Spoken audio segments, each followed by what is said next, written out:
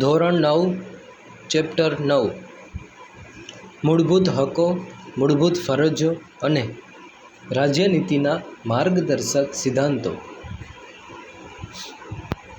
ભારતના બંધારણનું આમુખ, તેના મુખ્ય આધારસ્તંભો તથા વિશિષ્ટ લક્ષણોનો અભ્યાસ અગાઉના પ્રકરણમાં કર્યો. આ પ્રકરણમાં બંધારણના વિશેષ મહત્ત્વના લક્ષણો જેવા કે મૂળભૂત હકો, મૂળભૂત ફરજો અને રાજ્યનીતિના માર્ગદર્શક સિદ્ધાંતો વિશે વિગતે માહિતી મેળવીશું. માનવ હકો, માનવ અધિકારો, હ્યુમન રાઇટ્સ. વ્યક્તિ માત્રના અસ્તિત્વ અને તેના વ્યક્તિત્વના સર્વતોમુખી વિકાસ સાધવામાં મદદરૂપ એવી સામાજિક પરિસ્થિતિનું નિર્માણ થવું અને તે ચાલુ રહે એ અત્યંત આવશ્યક છે. એને સામાન્ય રીતે માનવ હકો કહેવાય છે.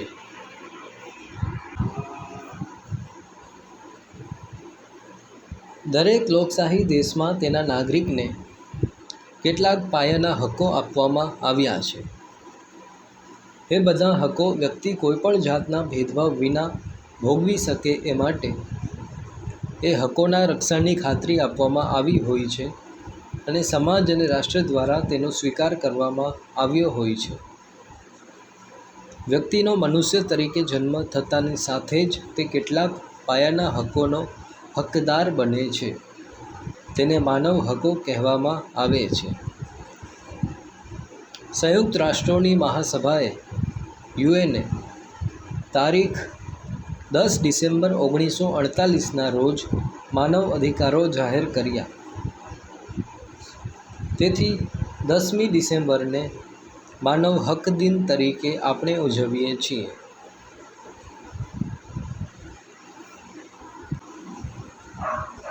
માનવ હકોની વૈશ્વિક ઘોષણાને સ્વીકૃતિ આપી ત્યારબાદ માનવ હકો પૈકી કેટલાક અત્યંત મહત્ત્વના હકોનો આપણે ત્યાં સ્વીકાર કરવામાં આવ્યો અને તેમના રક્ષણની ખાતરી આપવામાં આવી અને બંધારણ સભાએ તેમને બંધારણમાં ગૌરવભર્યું સ્થાન આપ્યું છે.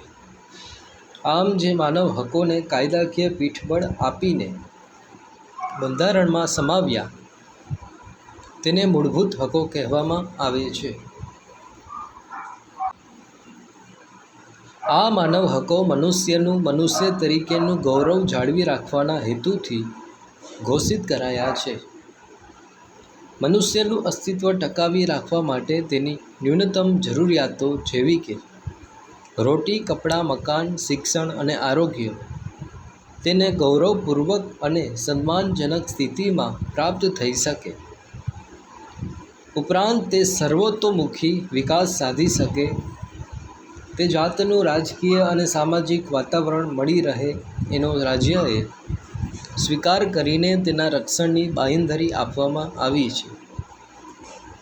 આવા પાયાના મૂળભૂત માનવ અધિકારો એ લોકશાહી શાસન પ્રથાની પાયાની ઓળખ છે. મૂળભૂત હકો, ફંડામેન્ટલ રાઇટ્સ. રાષ્ટ્રની સ્થિરતા, વ્યક્તિ સ્વાતંત્ર્યના રક્ષણ અર્થે તથા સરમુખત્યારશાહી સામેના રક્ષણ માટે મૂળભૂત હકો જરૂરી છે. તે નીચે મુજબ છે. પહેલું સમાનતાનો હક, બીજું સ્વતંત્રતાનો હક, ત્રીજું શોષણ સામેનો હક, ચોથું ધાર્મિક સ્વાતંત્ર્યનો હક, પાંચમું સાંસ્કૃતિક અને શૈક્ષણિક હકો, છઠ્ઠું બંધારણીય ઇલાજોનો હક. પહેલું સમાનતાનો હક. કાયદા સમક્ષ સમાનતા અને કાયદાનું સમાન રક્ષણ આ બે ખ્યાલોનો સમાવેશ કરવામાં આવ્યો છે. કાયદા સમક્ષ સમાનતા એટલે કોઈપણ વ્યક્તિ કે વર્ગની તરફેણમાં વિશેષ અધિકારોનો અભાવ. એક સરખી પરિસ્થિતિમાં મુકાયેલ વ્યક્તિઓને એક સરખો કાયદો લાગુ પડશે.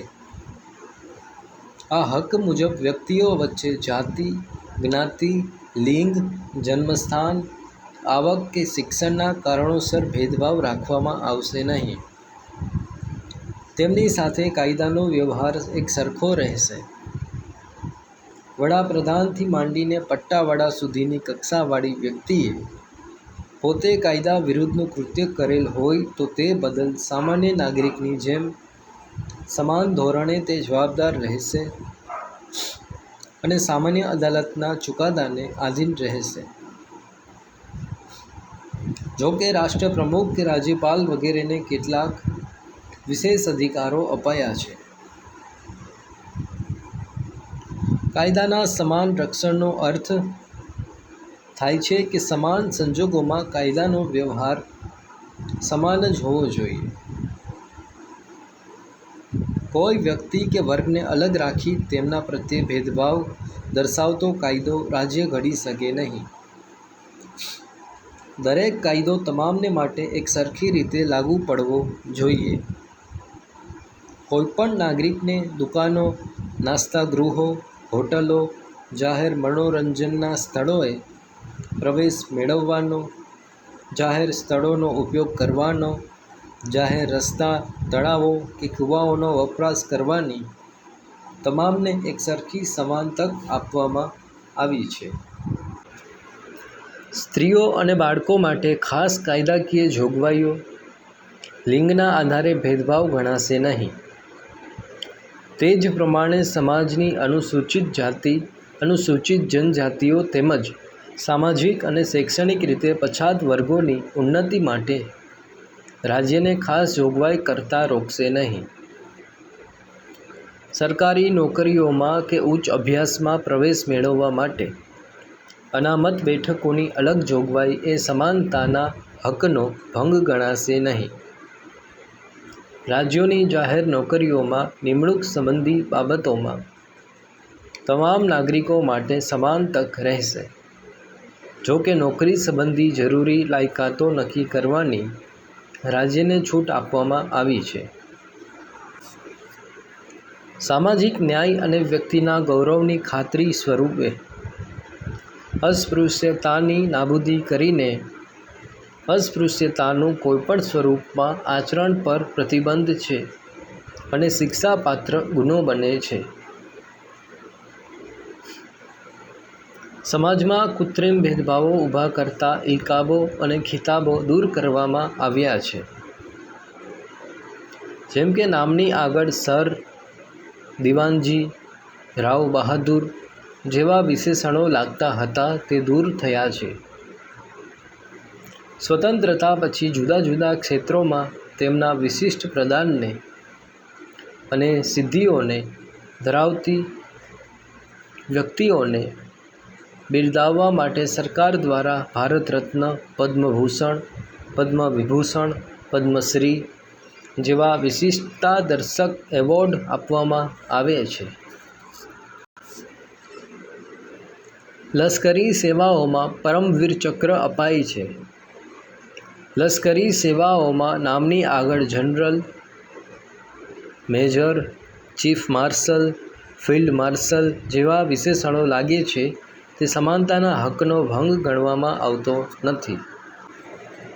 આમ આ હક થકી સમાનતાવાળા સમાજની સ્થાપનાનો ઉદ્દેશ છે અને ભારતમાં કાયદાનું શાસન છે તે સ્થાપિત થાય છે.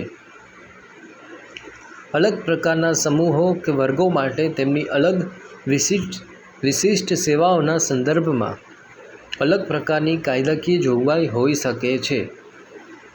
દાખલા તરીકે વકીલો, ડૉક્ટરો, શિક્ષકો, વીમા કંપનીઓ, સ્ત્રીઓ, સગીરો માટે અલગ અલગ કાયદાઓ છે. સમાન કામ માટે સમાન વેતનનો સિદ્ધાંત પણ આ અનુચ્છેદનો જ ભાગ છે. બીજું, સ્વાતંત્ર્યનો હક. બંધારણ દ્વારા ભારતીય નાગરિકોને 6 પ્રકારની સ્વતંત્રતાઓ બક્ષવામાં આવી છે જે નીચે પ્રમાણે છે. વાણી અને અભિવ્યક્તિની સ્વતંત્રતા, શાંતિથી અને શસ્ત્રો વિના ભેગા થવાની અને સભા કરવાની સ્વતંત્રતા, મંડળો અથવા સંઘો રચવાની સ્વતંત્રતા, ભારતના કોઈપણ પ્રદેશમાં ગમે ત્યાં મુક્તપણે હરવા ફરવાની સ્વતંત્રતા, ભારતના કોઈપણ પ્રદેશમાં કોઈપણ ભાગમાં રહેવાની અને સ્થાયી થવાની સ્વતંત્રતા, ગમે તે વ્યવસાય, કામકાજ, વેપાર કે ધંધો કરવાની સ્વતંત્રતા. ભારતીય નાગરિકોના વ્યક્તિત્વના સર્વતોમુખી વિકાસ અને અભિવ્યક્તિ માટે, લોકશાહીના સુચારુ સંચાલન માટે વ્યક્તિ તંદુરસ્ત અને સ્વસ્થ જીવન જીવી શકે એ માટે આ કાયદા હકનું સવિશેષ મહત્ત્વ છે. કોઈપણ વ્યક્તિ આ બધી સ્વતંત્રતાનો મનસ્વીપણે, બેફામપણે વર્તીને સ્વછંદી બનીને ઉપયોગ કરી શકે નહીં. રાજ્ય સમાજના વ્યાપક હિતમાં જાહેર સુલે શાંતિ અને સલામતી અર્થે આ સ્વતંત્રતાઓ પર વાજબી નિયંત્રણો અને મર્યાદાઓ મૂકી શકે છે એવી બંધારણમાં સ્પષ્ટતા થઈ છે. કઈ સ્વતંત્રતા કઈ મર્યાદાઓમાં રહીને ભોગવવાની છે તેની જાહેરાત બંધારણમાં કરવામાં આવી છે. ભારતીય નાગરિકને પોતાના વિચારોને વાણી અને વર્તન દ્વારા અભિવ્યક્ત કરવાની સ્વતંત્રતા બક્ષવામાં આવી છે.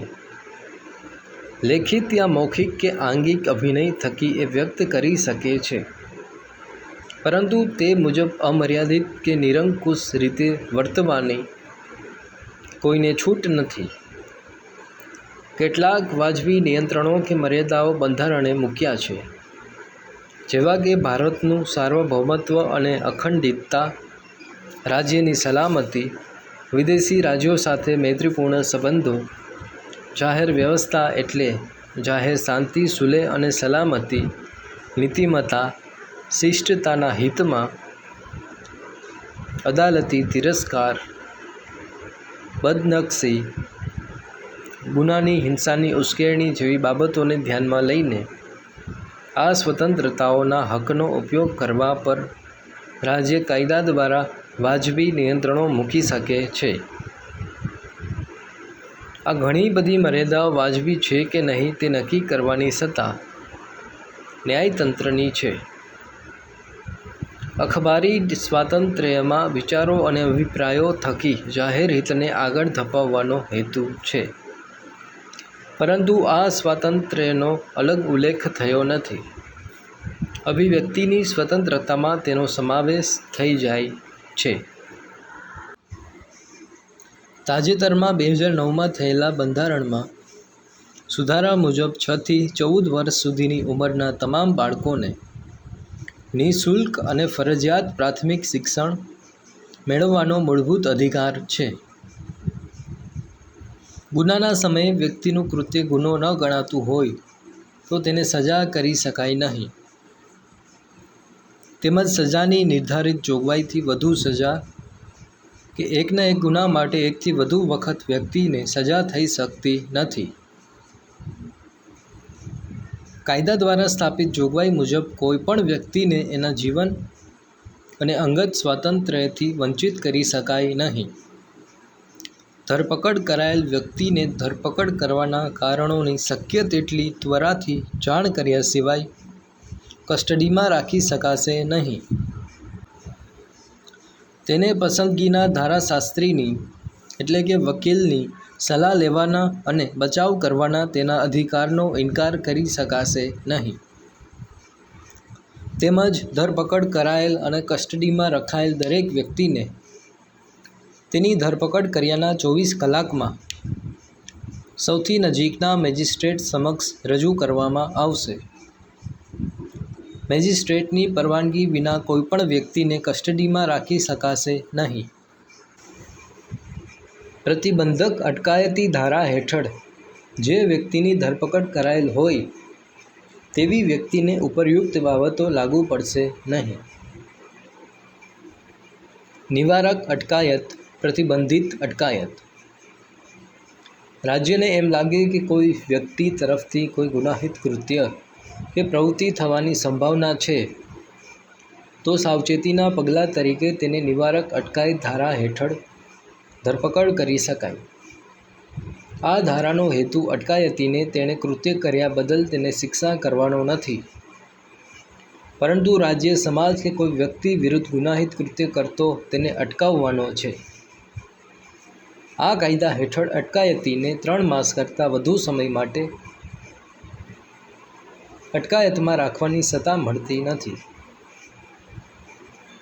વડી અદાલતના ન્યાયાધીશો કે સલાહકાર બોર્ડના અભિપ્રાયના આધારે અટકાયત હુકમ રદ કરી શકાય છે. કેટલો સમય અટકાયત ચાલુ રાખવી એ નિર્ણય રાજ્ય સરકાર કરી શકે. ત્રીજું, શોષણ વિરોધનો અધિકાર. કોઈપણ વ્યક્તિનું બીજી વ્યક્તિ દ્વારા કોઈપણ પ્રકારે શોષણ ન થાય એવા શોષણ વિહીન સમાજની સ્થાપનાનો મુખ્ય ઉદ્દેશ બંધારણનો છે, જે આ હક દ્વારા સિદ્ધ થયો છે. મનુષ્યનો વેપાર, વેઠ પ્રથા, દાસત્વ અને બળજબરીથી કરાવાતી કોઈપણ પ્રકારની મજૂરી પ્રતિબંધિત છે. આ જોગવાઈનો ભંગ શિક્ષાપાત્ર ગુનો ગણાય છે. અનૈતિક હેતુઓ માટે બાળકોના કે સ્ત્રીઓના વેપાર, બળજબરીથી કરાવાતી મજૂરી કે મરજી વિરુદ્ધનું દાસત્વ, વેતન વિનાની મજૂરીનો અને સદીઓથી ચાલી આવેલ વેઠ પ્રથાનો અંત લાવવાનો છે. કોઈપણ વ્યક્તિ પાસે વિના વેતનથી કે લઘુત્તમ વેતન કરતાં ઓછા વેતનથી બળજબરીથી કે ફરજિયાતપણે મજૂરી કે કામ કરાવવું એ શિક્ષાપાત્ર ગુનો બને છે. 14 વર્ષથી નીચેની ઉંમરના કોઈપણ બાળકને કોઈ કારખાના, ખાણમાં કે જોખમી વ્યવસાયમાં, બાંધકામ, ગેરેજ, હોટલ કે લારી ગલ્લા કે ઘર નોકર તરીકે કોઈપણ કામમાં રાખી શકાશે નહીં. બાળમજૂરી નાબૂદી કાનૂન હેઠળ એ શિક્ષાપાત્ર ગુનો જાહેર કરાયો છે. જો કે રાજ્યને જાહેર હેતુઓ માટે લશ્કરી સેવાઓ કે રાષ્ટ્રીય ફરજો, સમાજ સેવાના કોઈ ક્ષેત્રમાં ધર્મ, જાતિ, લિંગ, જ્ઞાતિ કે વર્ગના ભેદભાવ રાખ્યા વિના ફરજિયાતપણે વ્યક્તિ પાસે સેવા લેવાનો અધિકાર છે. આ સેવા વેતન વિના કે સવેતન હોઈ શકે છે. ચોથું, ધાર્મિક સ્વાતંત્ર્યનો હક. ભારતના કોઈપણ નાગરિકને અંતઃકરણ અનુસાર પોતાને મનપસંદ ધર્મમાં માનવાનો, તેનું પાલન કરવાનો અને તેનો પ્રચાર પ્રસાર કરવાનો સમાન અધિકાર બંધારણે ઘડ્યો છે. પરંતુ આ સ્વતંત્રતા જાહેર વ્યવસ્થા, નીતિમત્તા અને સ્વાસ્થ્યને બાદ ન આવે તે રીતે વાજબી નિયંત્રણોને આધીન રહીને ધાર્મિક સ્વાતંત્ર્યનો અધિકાર ભોગવવાનો છે. ધાર્મિક ક્રિયાકાંડો, પ્રાર્થના કે પૂજા કરવાના સ્વાતંત્ર્યનો સમાવેશ આમાં થાય છે. ભારતમાં રાજ્યને પોતાનો કોઈ ધર્મ નથી કે ભારતનું રાજ્ય કોઈ ધર્મ કે સંપ્રદાયના સિદ્ધાંતો કે માન્યતાઓને આધારે ચાલતું નથી.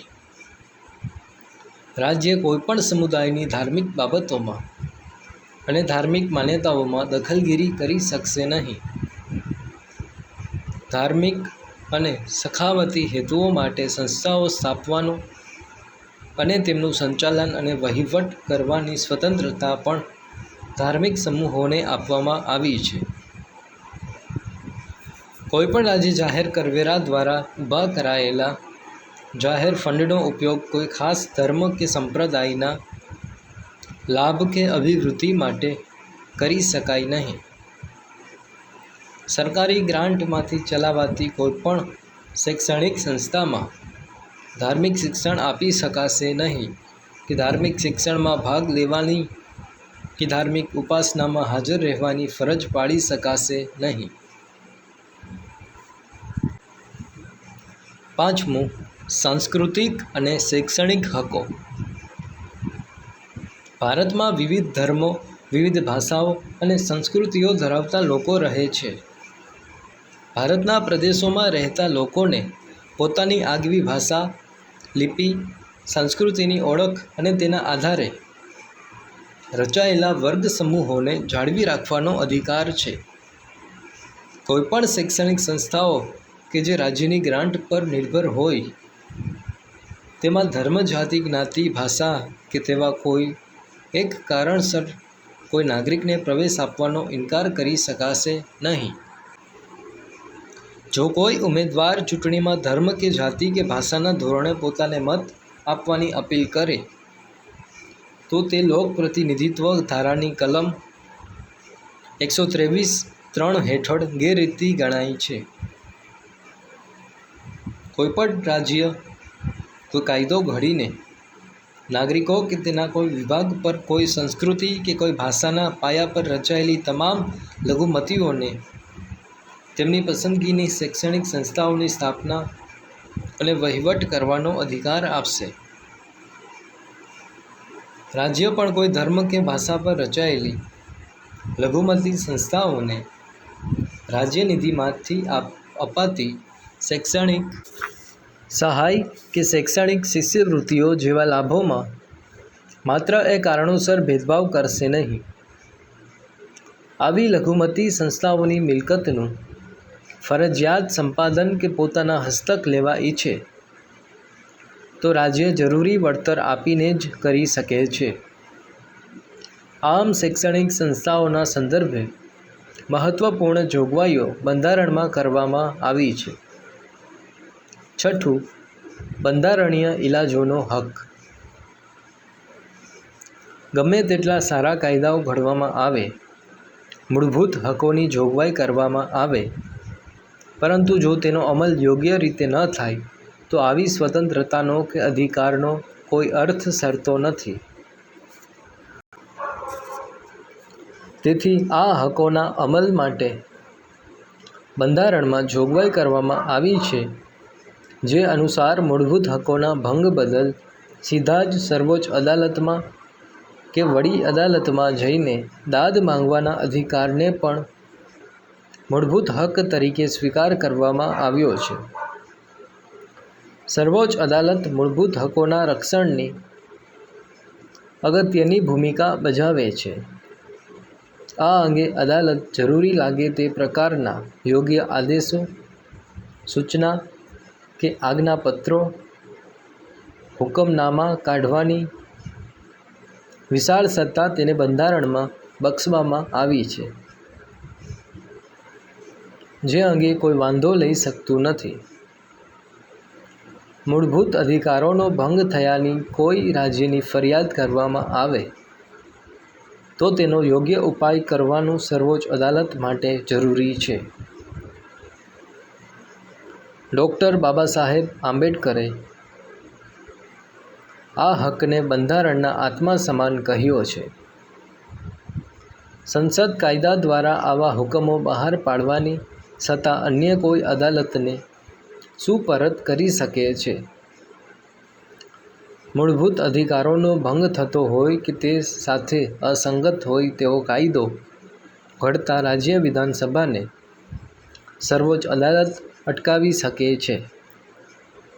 આમ આ હક કોઈપણ નાગરિકને મૂળભૂત હકોના ભંગ બદલ અદાલતોમાં જવાનો હક અને એ હકોનું રક્ષણ મેળવવાનો હક છે. આમ બંધારણમાં બક્ષવામાં આવેલા મૂળભૂત હકો ભારતીય નાગરિકો માટે ઉપલબ્ધ કરાયા છે. આ હકો સરકારો કેન્દ્ર અને રાજ્ય સામે આપવામાં આવ્યા છે.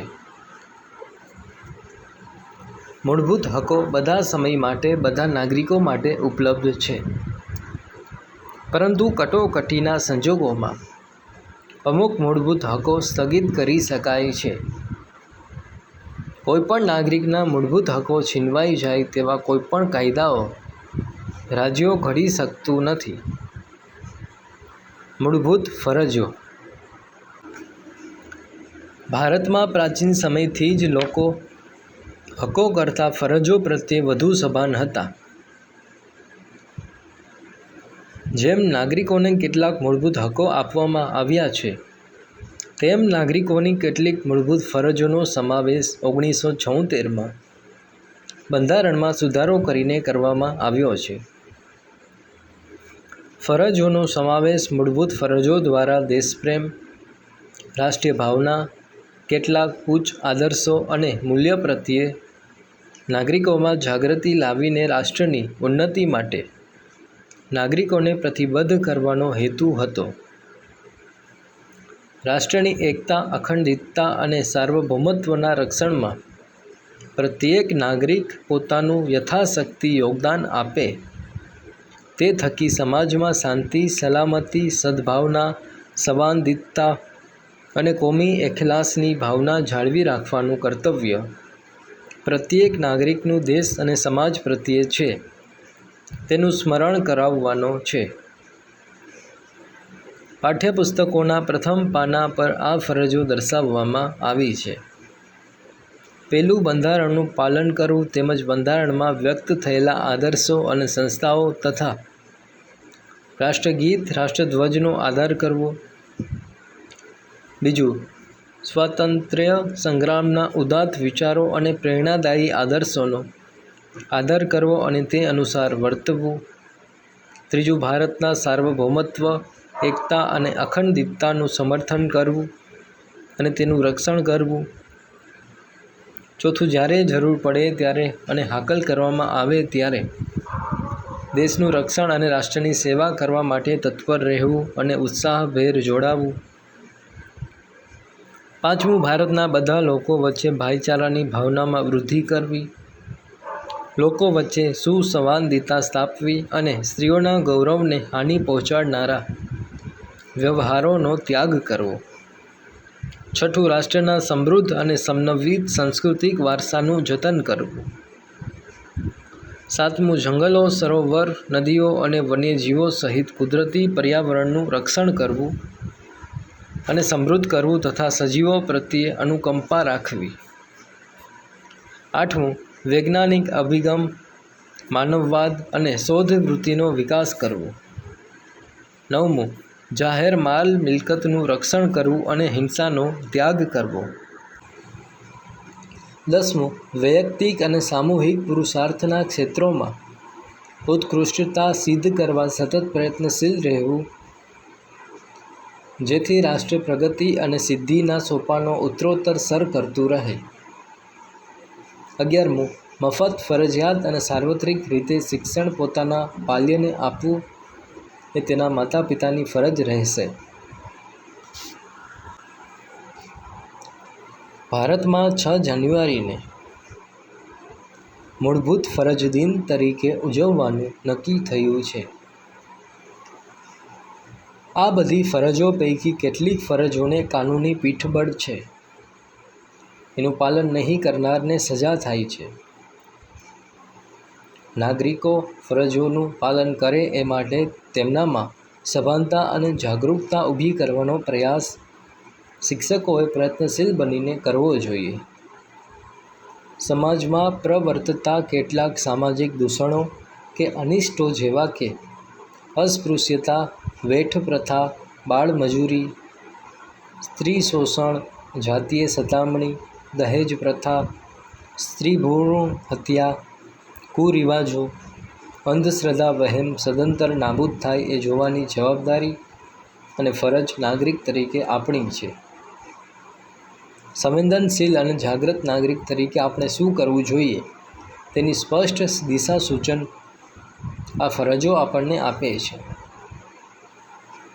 જો ભવિષ્યના નાગરિક એવા બાળકો અને કિશોરોમાં આ ફરજોનો વ્યાપક પ્રચાર પ્રસાર થાય અને તેના મહત્ત્વ અને ઉપયોગિતાનું સતત અને સઘન શિક્ષણ આપવામાં આવે તો ભવિષ્યના નાગરિકોમાં સામાજિક અને રાષ્ટ્રીય ઉત્તરદાયિત્વની ભાવના, વિશ્વ બંધુત્વ, ન્યાયી અને શોષણવિહીન સમાજની રચનાના ઉચ્ચ આદર્શો ફળીભૂત થઈ શકે. રાજ્યનીતિના માર્ગદર્શક સિદ્ધાંતો. રાજ્યનીતિના માર્ગદર્શક સિદ્ધાંતોનો સમાવેશ બંધારણના ચોથા ભાગમાં કરવામાં આવ્યો છે. આ માર્ગદર્શક સિદ્ધાંતોનો ઉદ્દેશ વર્તમાન અને ભાવિ કેન્દ્ર અને રાજ્ય સરકારોને જુદા જુદા નીતિ વિષયક ક્ષેત્રોમાં કઈ કઈ નીતિઓ ઘડવી એ સંબંધે માર્ગદર્શન આપવાનો છે. આ સિદ્ધાંતો માર્ગદર્શક છે. એનો અમલ કરવા રાજ્ય સરકારો બંધાયેલી નથી,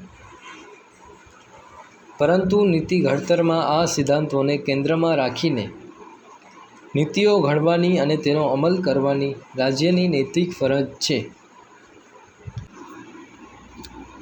આ સિદ્ધાંતોનો સૌથી મહત્ત્વનો ઉદ્દેશ તમામને રાજકીય, સામાજિક તેમજ આર્થિક ન્યાય મળી રહે તેવી સમાજ રચનાની સ્થાપના કરવાનો છે. રાજ્યના ઉદ્દેશો અને ધ્યેયોની પૂર્તિ માટે રાજ્યની નીતિ ઘડતરમાં દિશાસૂચન આપવાનો છે. ન્યાયતંત્ર દ્વારા આ સિદ્ધાંતોનો અમલ કરવાની જોગવાઈ બંધારણમાં નથી. આ મૂળભૂત સિદ્ધાંતોથી આપણને કોઈ કાનૂની અધિકારો પ્રાપ્ત થતા નથી કે તેનાથી કોઈ કાનૂની પીઠબળ મળતું નથી કે કાનૂની ઉપાયો પ્રાપ્ત થતા નથી. તેમ છતાં રાજ્યના કાયદાઓ ઘડતી વખતે તથા તેના સંચાલનમાં તે પાયાના છે. કેટલાક હકોનો સમાવેશ બંધારણમાં મૂળભૂત હકોમાં સમાવેશ કર્યો છે જે તત્કાળ આપી શકાય તેવા હતા, પરંતુ બીજા ઘણા હકોનો સમાવેશ રાજ્યનીતિના માર્ગદર્શક સિદ્ધાંતોમાં કરવામાં આવ્યો છે, જે જેમ જેમ રાજ્ય વ્યવસ્થા સદ્ધર અને મજબૂત બનતી જાય તેમ તેમ ભવિષ્યમાં આ હકો આપતા જવાનો વિચાર બંધારણ સભાનો હતો. ડૉક્ટર બાબા સાહેબ આંબેડકરે તેનું મહત્ત્વ દર્શાવતા તેને દેશના શાસનના તેઓ પાયારૂપ સિદ્ધાંતો છે એવું જણાવ્યું હતું.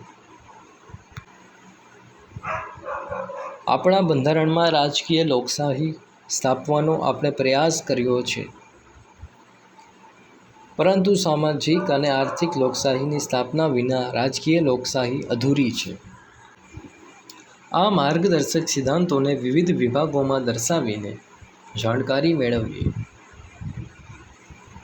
પહેલું, આર્થિક નીતિઓ સંદર્ભે સિદ્ધાંતો. આર્થિક નીતિઓના ઘડતરમાં ઘણા મહત્ત્વના સિદ્ધાંતોનો સમાવેશ કરવામાં આવ્યો છે, જે નીચે મુજબ છે. સૌ નાગરિકનું મહત્તમ કલ્યાણ અને શ્રેય સધાય એ રીતે સમાજમાં ભૌતિક સંસાધનોની માલિકી અને અંકુશનું વિતરણ કરવું. સંપત્તિ અને ઉત્પાદનના સાધનોનું કોઈ ચોક્કસ સમૂહ કે વર્ગોમાં કેન્દ્રીકરણ ન થાય એવી અર્થવ્યવસ્થા રચવા રાજ્ય પ્રયાસ કરશે. પુરુષો અને સ્ત્રીઓને સમાન કામ માટે સમાન વેતન મળે એવા રાજ્ય પ્રયાસ કરશે. કામના સ્થળે તમામ કામદારોનું આરોગ્ય જળવાઈ રહે તેવી માનવીય પરિસ્થિતિનું સર્જન કરવું. સ્ત્રી પુરુષો અને કુમળી વયના બાળકોનું આર્થિક મજબૂરીના કારણે આરોગ્ય કથળે એવા કામ ધંધા કે બિન આરોગ્યપ્રદ સ્થળોએ જોખમી કાર્યો કરવા ન પડે. ઔદ્યોગિક એકમોમાં સંચાલનમાં કામદારોની સહભાગીદારી માટે રાજ્ય પ્રયાસ કરશે. બાળકોને આર્થિક લાચારીના કારણે તેમનું કોઈપણ પ્રકારે શોષણ ન થાય તથા તે સ્વસ્થ અને સ્વતંત્ર રીતે ગૌરવપ્રદ સ્થિતિમાં તંદુરસ્ત વિકાસ સાધે તે માટે જરૂરી તકો અને સવલતો ઊભી કરવા માટે રાજ્ય ખાસ પગલાં ભરશે. સ્ત્રીઓને પ્રસૂતિ સમયે જરૂરી રજાઓ તથા રાહત પૂરી પાડવામાં આવે. કામદાર રાજ્ય વીમા ધારો, બોનસ ધારો, પ્રસૂતિ રજાનો ધારો, ગ્રેચ્યુટી ધારો વગેરે કાયદાઓ માનવીય ધોરણે મળે તેવા ઉદ્દેશથી ઘડવામાં આવ્યા છે. કૃષિ અને પશુપાલનનો આધુનિક અને વૈજ્ઞાનિક ધોરણે વિકાસ થાય તેવી વ્યવસ્થા કરવાનો પ્રયત્ન રાજ્ય કરશે. ગાયો, વાછરડાઓ, અન્ય દૂધાળા પ્રાણીઓ, ભારવાહક ઢોરોની ઓલાદોની જાળવણી માટે તથા બળદ ગધેડા ગાયોની કતલ અટકાવવા પ્રયાસ કરશે. રાજ્યમાં સૌને ન્યાયની સમાન તક મળે. આર્થિક કે અસમર્થતાઓના કારણે કોઈપણ જરૂરતમંદ નાગરિકને ન્યાય મેળવવા માટેની તકોનો ઇનકાર કરવામાં નહીં આવે તથા તેઓને મફત કાનૂની સહાય મળી રહે તેઓ રાજ્ય પ્રબંધ કરે ને કાયદા ઘડશે. બીજું, સામાજિક નીતિઓ સંબંધી સિદ્ધાંતો.